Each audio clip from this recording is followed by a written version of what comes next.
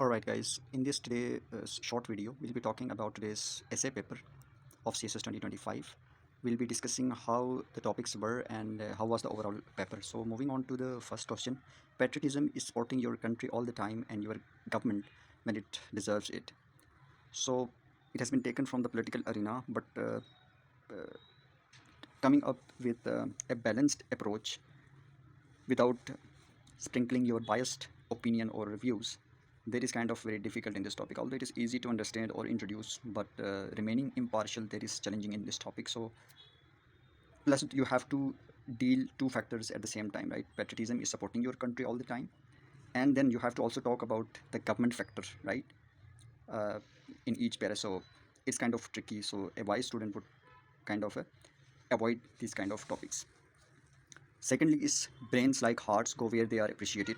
So it is talking about brain drain, how every other week almost we are hearing news of a ship carrying Pakistani migrants uh, capsizing off the coast of Libya, off the coast of Italy. Every other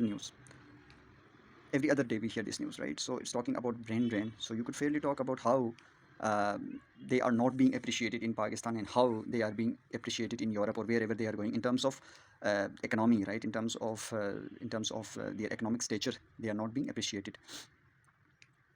So you could talk about the brain drain. The third topic is again reforestation as a global urgency. You could introduce the topic fairly easy, but coming up with 14 to remember we have to give at least 15 to 16 paragraphs, right, to come up to the required length of 3000 words. So coming up with that kind of number of paragraphs is fairly difficult in this topic.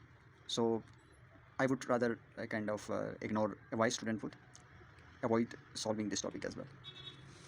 Fourth topic is fairly easy. Hamas-Israel conflict, a test case for world conscience. So you could fairly, it's been taken from current affairs. So you could also sprinkle theories of international relations if you have studied, or political. You can give references of political science, how world conscience, world humanity, human community, right? World community, particularly United Nations, how it has failed not only Palestinians but also people of Kashmir, Rohingya Muslims, and other conflicts that are going on in Africa, right?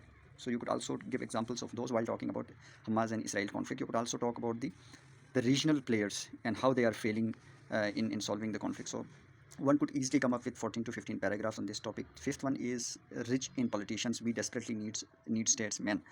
So again, it's talking about the ills in our democracy, the political, because politicians represent the narrow interest of either their political parties or their own self-interest, right? Whereas statesmen, they always stand for the state, for the country. So we are lacking those people. Our politicians are guided by their own narrow interests. So giving examples, you could talk about, of course, Allama Iqbal and Qaid Azam and Nelson Mandela and how they stood for their nation, their state, rather than standing for their personal interests, right? So it's very fairly easy topic to handle if you think you could come up with the required number of paragraphs. Next is sixth one is true peace is not merely the absence of tension; it is the presence of justice. So the need for justice arises only when the need for peace arises only when there is injustice, right? Whenever in the world history we see that whenever justice has been denied to people, it has always threatened peace. You take the example of Treaty of Versailles, right? Justice was denied to Germany. It led to the conflict of Second World War, right? So whenever justice is denied, it threatens the peace. You could also talk about Rowlatt Act, right, and Jallianwala Bagh massacre that happened in 1919, because justice was being denied to the population of subcontinent. So they stood for their rights, and it threatened the peace. Next is to reign is worth ambition, though in hell. So it basically talks about the idea, the proverb that uneasy lies in the head that wears the crown. The bigger the responsibility, the bigger would be the tension. So fairly easy topic, but difficult to come up with the required number of paragraphs. If we talk about eighth topic, fidelity is no more the name of women. It is fairly easy because in past, whenever topics on gender studies would come, they would always be very tricky to handle. But this time they have given a very open-ended topic that fidelity is no more the name of women, meaning that women in all fields, they are excelling, whether it is aeronautics, whether it is science, whether it is arts, whether it is medicine or any other field. Women are excelling. They have become strong pillars in those fields. So you could give examples of how women are leading world banks. Women have rose to the positions of CEOs in different corporations, even statesmen. You could also give example of Benazir Bhutto and other leading examples of the Muslim world. So very easy topic to handle. Ninth topic is dynastic politics is the worst mockery of democracy. Again, we all can introduce the topic that yes, dynastic politics is an ill, it's a problematic thing in democracy. But coming up with the required number of paragraphs is one challenge. Second challenge is remaining unbiased. Right, the threat is that you can always sprinkle your biased opinion into these politically tricky topics.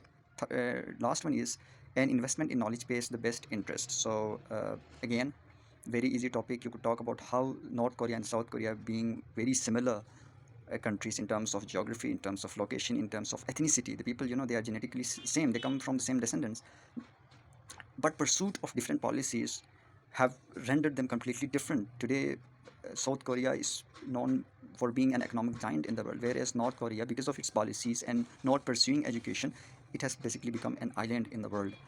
Then you could also talk about how in 1950s when Nehru started erecting IITs, nobody could even think that what benefits would these institutions bring to India. But 50 years on, today all the major corporations in the world, the major big companies in the world, they are being run by Indian nationals. So investment in knowledge paid off. So that's all for today. In my opinion, if you ask me, fourth topic and eighth topic, they were fairly easy. You could describe them, easy to introduce, plus it's also easy to basically uh, come up with the required number of paragraphs, 15 to 16 paragraphs, and reaching to the limit of 3000 or more than 3000 words. So these two topics, in my opinion, were most easy to handle.